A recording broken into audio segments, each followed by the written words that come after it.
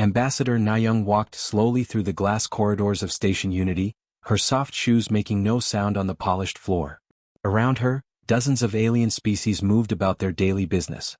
The tall, gray ethereals floated past with their usual silence. The beetle-like Vellani clicked and buzzed as they discussed trade deals. Even a few of the warrior Korthak stomped through the halls, their heavy armor clanking with each step. 50 years. That was how long humans had been part of this galactic community. Nayoung remembered the stories her grandfather told her about first contact. How nervous the human diplomats had been. How carefully they had chosen every word. How desperately they wanted to prove that humanity deserved a place among the stars. Those early days seemed so simple now. Ambassador Nayoung, called a voice behind her. She turned to see Veltar, a young Vellani trade representative. His insect eyes gleamed with excitement. I wanted to thank you again for helping us solve that mining dispute on Kepler 442. Your solution saved both our companies millions of credits. Nayoung smiled warmly. I was happy to help, Veltar. Sometimes people just need someone to listen to both sides. It was true, she thought as Veltar scurried away. Humans had become the galaxy's favorite mediators. When two species could not agree, they called for human diplomats. When trade deals fell apart, they asked for human negotiators. When wars threatened to break out, human peacekeepers arrived to calm things down. The other species saw this as proof that humans were naturally peaceful. Soft. Maybe even weak. Nayoung had heard the whispers. The Korthak called humans the talking species. The ethereals thought humans were charmingly naive. Even their allies sometimes joked about human patience. If only they knew the truth. Nayoung entered her office and found Captain Jean waiting for her. To anyone watching, he looked like a typical human trade officer. His uniform was neat but not military. His manner was calm and friendly. His ship, the Bright Star, was registered as a merchant vessel carrying medical supplies and cultural goods. What the galaxy did not know was that Captain Jean had once been Colonel Jean of the Earth Defense Force. His merchant ship carried enough weapons to level a small city. Those medical supplies included combat gear for a full battalion. The cultural goods were actually advanced surveillance equipment. The morning reports, Jean said, handing her a data pad. His voice was casual but his eyes were serious. Nayoung read quickly. Human cultural exchange officers on 47 worlds had filed their regular updates. Human trade representatives in 16 different governments had sent their weekly intelligence reports. Human research teams studying alien technology had discovered 3 new defensive weaknesses in Korthak armor. All of this information flowed through networks that the galaxy thought were used for sharing art, music, and recipes. Any problems? Nayoung asked. The Korthak are moving more ships toward the outer rim, Jean replied. Admiral Han thinks they might be planning something. Admiral Han. Another human that the galaxy completely misunderstood. The other species knew him as a minor colonial administrator who helped settle disputes between human farmers. They had no idea that he commanded the largest stealth fleet in known space. His administrative offices were actually military command centers. His agricultural advisors were special forces operators with decades of combat experience. Nayoung set down the data pad and walked to her window. Outside, she could see ships from dozens of worlds docked at the station. Ethereal meditation vessels. Vellani trade haulers. Even a few massive Korthak warships, their dark hulls bristling with weapons. The Korthak ships always made her think about the early days of human space travel. Back then, humanity had built their ships for exploration and trade. They had wanted to meet new friends among the stars. They had dreamed of peaceful cooperation and shared knowledge. Those dreams had not been lies.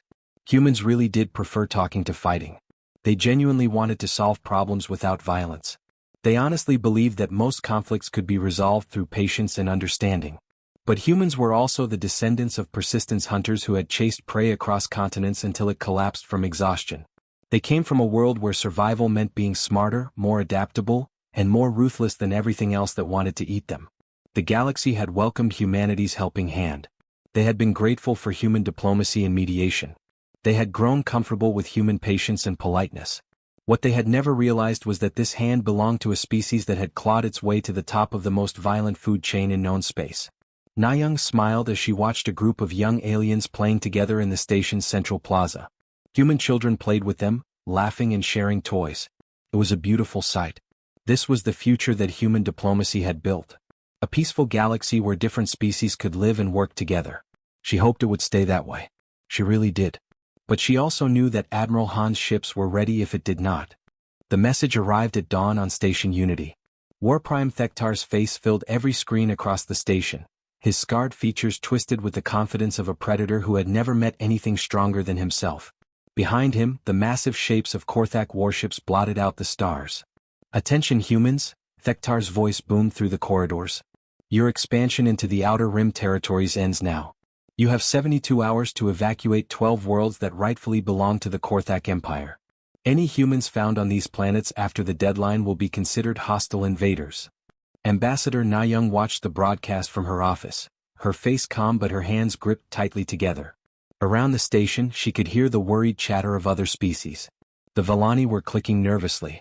The ethereals had gone completely silent, which was never a good sign. The message continued.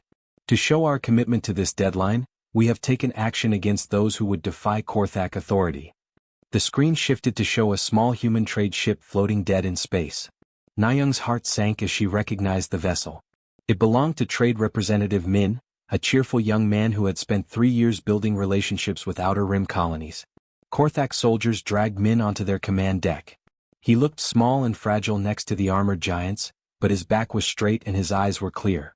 Even facing death, he maintained the dignity that humans were known for throughout the galaxy. "This is what happens to those who refuse to obey Korthak will," Thektar announced. Without ceremony, he drew his plasma blade and struck Min down. The broadcast ended with Thektar's final words, 72 hours humans. Choose wisely." Na-young closed her eyes and took a deep breath. Around the station she could hear the other species beginning to discuss what would happen next. Most expected the usual human response. Diplomatic protests, economic sanctions, strongly worded letters to the Galactic Council. After all, the Korthak fleet was 3 times larger than anything humans had ever deployed. She opened her communication channel. "Captain Jean, please prepare the diplomatic shuttle. Admiral Han, please join me in conference room 7. 30 minutes later, Na-young sat across from War Prime Thektar in the station's neutral meeting chamber. The Korthak leader had brought a dozen of his finest warriors. They stood like living walls of armor and weapons, their presence designed to intimidate. On the human side of the table sat only Na-young and a quiet man that Thektar knew as Administrator Han. The Korthak had done their research. Han managed agricultural settlements and helped resolve farming disputes. He was nobody important. "War Prime," Na-young began politely, "we appreciate you taking this meeting. We believe there may be alternatives to the course you've chosen." Thektar laughed, a harsh sound like grinding metal. "Alternatives? Human, you have 71 hours remaining. I suggest you use them to contact your colonies and begin evacuation procedures. The worlds you're claiming have been human territory for 15 years, Na-young continued patiently. They're protected under Galactic Treaty 247b. Perhaps we could discuss relocation compensation, or alternative colony sites that might better suit Korthak needs. The only thing that suits Korthak needs is strength, Thektar snarled. Your species talks and talks but you have no power. You build no warships. You train no armies. You are prey pretending to be predators. Administrator Han spoke for the first time, his voice calm and quiet. War Prime, what happened to Trade Representative Min was unfortunate. Unfortunate? Thektar's eyes blazed. It was justice. He refused to acknowledge Korthak's superiority. I see, Han said. He looked at Na-young. Ambassador, I believe we've exhausted diplomatic options. Na-young nodded slowly. She had spent 6 hours presenting alternatives. Trade incentives. Cultural exchange programs. Shared colony sites. Even technology transfers. Every offer had been met with contempt and threats. She stood up gracefully, smoothing down her diplomatic robes. War Prime Thektar, humanity has always preferred peaceful solutions to conflicts. We believe that most problems can be resolved through patient discussion and mutual understanding. Your patience is weakness, Thektar spat. Perhaps, Na-young replied. She walked to the chamber's viewing window, where the Korthak fleet hung in space like metal sharks. But we learned long ago that sometimes patience is just another word for choosing the right moment. She turned back to face Thektar, and for the first time in 50 years of human diplomacy, her smile was not entirely friendly. We tried being reasonable, War Prime. Administrator Han, please contact Captain Jean. Tell him to prepare the agricultural vessels for immediate departure. Han nodded and spoke into his communicator using phrases that sounded like farming terminology. Harvest season has begun. Deploy the seed ships. Begin soil preparation in all designated areas. Thektar frowned, confused by the coded language. What are you talking about? Nayung's smile became something that would have made her ancestors proud, back when they hunted mammoth across frozen plains with nothing but sharp sticks and patience. We tried diplomacy, Warprime. Now you'll learn why evolution made us the apex predators of our world. The first Korthak supply depot vanished at exactly 0400 station time. One moment it was there on all sensor readings, a massive military complex housing enough weapons to arm 10 fleets. The next moment, there was nothing but empty space and drifting debris. Warprime Thektar stared at his command screens in confusion. Report. What happened to Supply Station Korth 7? His communications officer's voice shook. Unknown, Warprime. We lost all contact 18 minutes ago. Long-range sensors show nothing. Impossible. Send a patrol to investigate. But before the patrol ships could move, 3 more installations simply disappeared. Command Station Korth 12. The ammunition depot at Korth 15. The fuel processing plant orbiting the third moon of Korthak Prime. All gone. No explosions. No battles. No distress signals. Just gone. Warprime. The sensor operator's voice cracked with panic. I'm detecting multiple contacts moving through our territory. They're not showing up properly on our screens. Thektar pushed the operator aside and looked at the displays himself. Ghostly shadows moved across the sensor grid. Ships that appeared for a few seconds struck a target, then vanished again like they had never existed. On Station Unity, Administrator Han walked into the command center that the galaxy had always thought was just a farming office. The walls lit up with tactical displays showing the positions of every Korthak ship, station and installation within 50 light-years. Status report, Han said calmly. Captain So stepped forward. Her cultural research vessel had just destroyed the main Korthak ammunition depot. Primary targets eliminated, Admiral. The enemy still doesn't know what hit them. Admiral. The word hung in the air. Around the command center, officers who the galaxy knew as farmers, teachers, and trade representatives worked at military consoles with the smooth efficiency of a well-trained war machine. Excellent, Han replied. Captain Yu, how are your agricultural teams performing? Captain Yu smiled. His farming ship had just taken out the Korthak fleet's main repair facility. Harvest is proceeding ahead of schedule, sir. The soil has been very fertile. On the main screen, they watched Korthak ships racing frantically between their disappearing bases. The enemy was trying to protect everything at once, which meant they were protecting nothing effectively. Sir, reported Commander Lee, who officially managed human food shipments to the Outer Rim. The Korthak are attempting to regroup their main fleet. Let them, Han said. It will make the next phase easier. Across the galaxy, species watched their news feeds in stunned silence. The Vellani trade networks buzzed with confused reports. Ethereal meditation chambers fell quiet as ancient minds tried to process what they were seeing. The humans were fighting back. But this was not the desperate resistance of a weak species.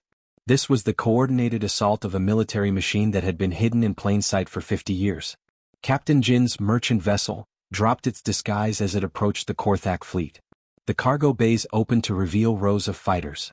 The medical supply storage became missile launchers. The peaceful exploration ship transformed into a warship that outgunned anything the Korthak had ever built. This is Admiral Han of the Terran Defense Force, came the transmission on all Korthak frequencies. You wanted to see what happens when humans stop talking. This is what evolution's most successful hunters look like when we're done pretending to be farmers. Warprime Thektar's flagship, the Eternal Conquest, had never lost a battle. It was the pride of the Korthak fleet, covered in armor that could withstand any known weapon. Thektar stood on his command bridge, watching human ships materialize around him like ghosts becoming real. All ships, attack pattern 7, he roared. Show these soft diplomats what real warriors can do.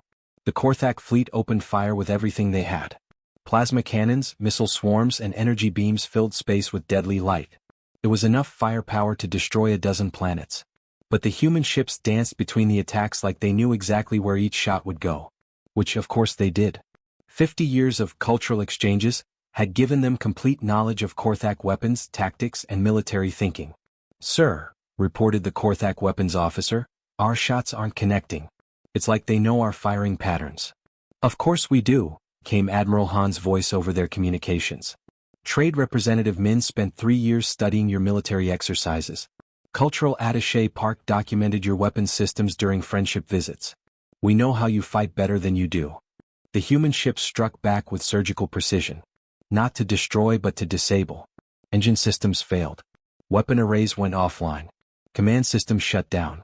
In 20 minutes, the pride of the Korthak fleet was floating helplessly in space. Impossible, Thektar whispered. We outnumber them 3-1. Numbers don't matter when you're hunting, Han replied. And humans, War Prime, are very good at hunting. We chased mammoths across ice fields with nothing but sharp sticks and patience. Did you really think we'd forgotten how? The galaxy watched in shock as the Korthak Empire's military might crumbled in hours. Not destroyed in glorious battle, but systematically dismantled by creatures they had completely misunderstood. Human diplomats were still apex predators. They had simply preferred to use words instead of teeth, until someone gave them no choice. The emergency session of the Galactic Council began 3 hours after the last Korthak warship went silent. Representatives from 47 species crowded into the Great Assembly Hall, their voices creating a chaos of frightened chatter in dozens of languages. Veltar, the young Vellani trade representative, stared at his data pad with shaking hands. The information his government had just discovered made his stomach turn. The human trade agreements, he whispered to his colleague. Every single one gave them access to our supply chains, our shipping routes, our manufacturing centers. Across the hall, ethereal collective leader Zithera floated in stunned silence. Her ancient race had existed for thousands of years, had seen empires rise and fall, had witnessed wars that reshaped entire sectors. But never had they been so completely fooled. The meditation exchange programs, she said to her aide in their telepathic language. The humans who came to study our peaceful ways. They mapped our entire communication network. Every thought relay station. Every mental link hub. They know how we think before we think it. High Chancellor Mordun of the Harmony Worlds paced nervously near the chamber's edge. His people prided themselves on being cautious and careful. They had extensive background checks for all visitors. They had security protocols that had never failed. The agricultural advisors, he muttered, reading reports that made his head spin. Those cheerful humans who helped improve our food production. They surveyed every defensive installation on our worlds. They know the location of every shield generator, every weapons platform, every underground bunker. The hall fell silent as Ambassador Nayang entered. She walked with the same calm grace she had always shown, wearing her familiar diplomatic robes. Nothing about her appearance had changed. But now, as she moved to the speaker's platform, every eye in the chamber followed her with a mixture of fear and respect. Honored representatives, Nayang began, her voice carrying the same polite tone that had resolved 1,000 disputes. I understand you have questions about recent events. Questions. As if the complete destruction of the galaxy's most powerful military force was simply a matter for casual discussion. How? The word burst from Chancellor Mordun. How did we not know? How did you hide this from us for 50 years? Nayang smiled gently. We didn't hide anything, Chancellor. Everything we did was exactly what we said we were doing. We studied your cultures. We learned your languages. We mapped your territories. We built relationships with your governments. We gathered information about your societies. But you're supposed to be diplomats. Veltar called out. Peaceful traders. You helped us solve problems. And we were, Nayang replied. We are. We genuinely prefer diplomatic solutions to conflicts. It's more efficient, causes less suffering and requires more skill than the alternatives. She gestured and the chamber's main screen lit up with a star map. Red dots marked every human embassy, trade post, cultural center and research station in known space. There were thousands of them spread across every major civilization. The difference, Nayang continued, is that good diplomats gather information. They study the people they're negotiating with. They learn strengths and weaknesses. They build detailed knowledge of economic systems, political structures and defensive capabilities. The red dots on the map began connecting with lines, showing communication networks, supply routes and data flows. The pattern that emerged made several representatives gasp in horror. You've been watching us, whispered ethereal leader Zithera. All of us. For 50 years. Learning about you, Nayang corrected politely. Understanding you. How else could we effectively mediate your disputes?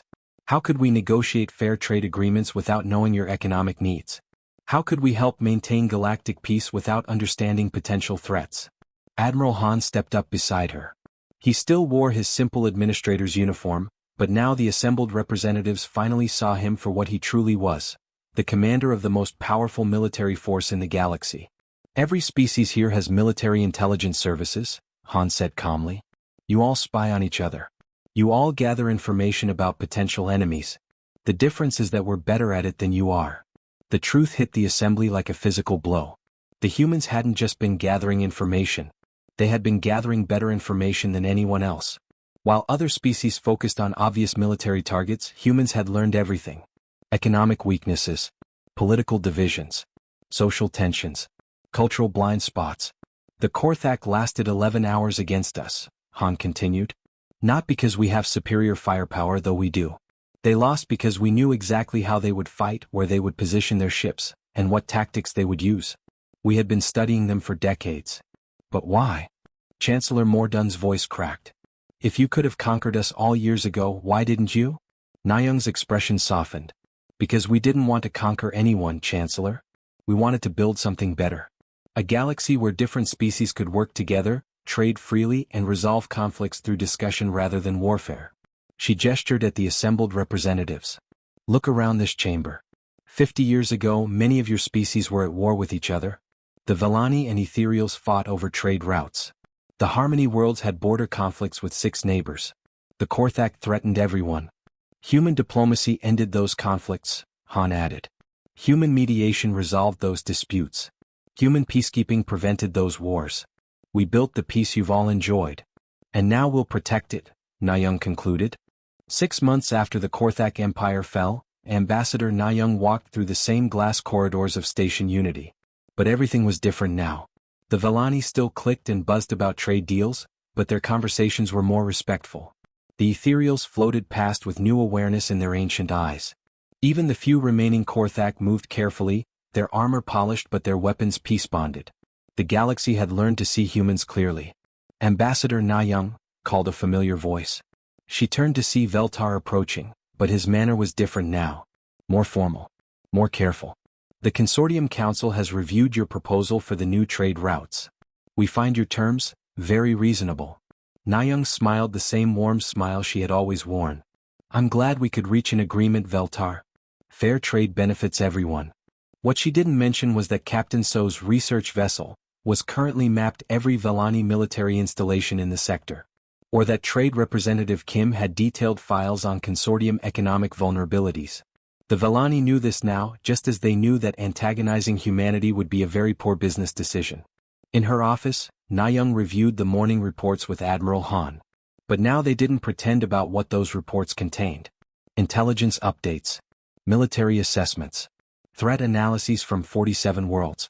The Ethereal Collective wants to renegotiate the Meditation Center agreement, Han said, reading from his data pad. They're offering much better terms than before. How much better? Nayoung asked. They've offered to share their advanced communication technology. Full access to their telepathic relay networks. And they want to establish a joint research program for peaceful applications. Nayoung nodded. The Ethereals had finally realized that their meditation exchange program had given humans complete maps of their most secret facilities. Rather than being angry, they had chosen to be practical. If humans already knew everything anyway, they might as well get something useful in return for cooperating. Accept their offer, she said. But remind them that any attempt to use their telepathic abilities against human personnel will be considered an act of war. The message was delivered politely, of course. But the Ethereals understood perfectly. They had seen what happened to species that threatened humanity. A soft chime indicated an incoming transmission. The screen showed Chancellor Mordun of the Harmony Worlds, looking much older than he had 6 months ago. Ambassador Nayoung, he began formally. The Harmony Council has finished reviewing the border security proposal. We accept all terms without modification. The proposal had been simple. Human agricultural advisors would continue working on Harmony Worlds, but now everyone would acknowledge what they really were. Military observers. Intelligence specialists. Early warning systems against potential threats. Thank you, Chancellor, Nayoung replied. I'm sure this arrangement will benefit both our peoples. What she didn't need to say was that refusal had never really been an option. The Harmony Worlds now understood that their choice was simple.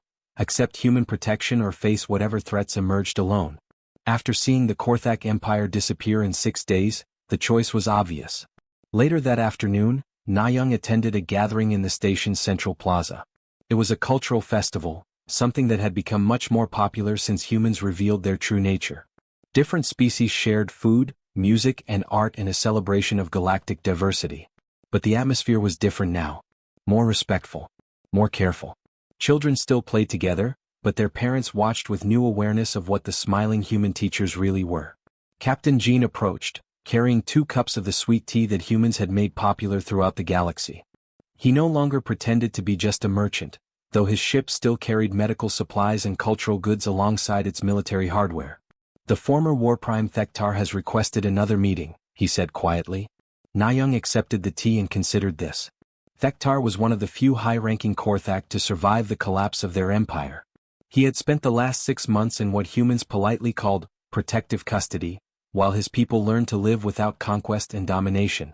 What does he want? He wants to discuss employment opportunities for displaced Korthak warriors. Apparently, several human security firms have expressed interest in hiring them. Na-young almost smiled. The galaxy's former terror had become a jobs program. Korthak's strength and warrior tradition, guided by human intelligence and strategic thinking, made for very effective security services.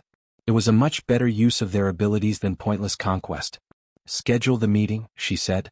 But remind him that any Korthak who works for human interests is subject to human military discipline. Already done, Jean replied.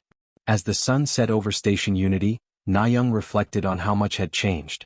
The galaxy was more peaceful now than it had been in centuries. Trade disputes were resolved quickly and fairly.